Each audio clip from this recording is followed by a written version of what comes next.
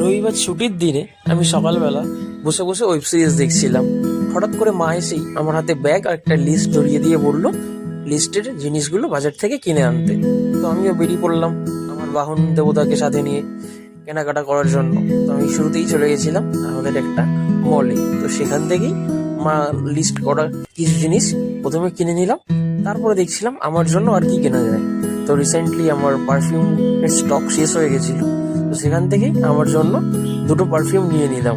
তো সেটা সিলেক্ট করার পরেই দেখলাম এখানে অনেক কিছুতেই ডিসকাউন্ট অফার দিচ্ছে, বিশেষ করে আমাদের এই কোল্ড ড্রিঙ্কসগুলোতে। তো সেখান থেকে কিছু কোল্ড ড্রিঙ্কস কালেক্ট করলাম, তারপরে চলে গেছিলাম চকলেট সেকশানে। তো চকলেট বোনের জন্য কিছু চকলেট কিনে নিলাম।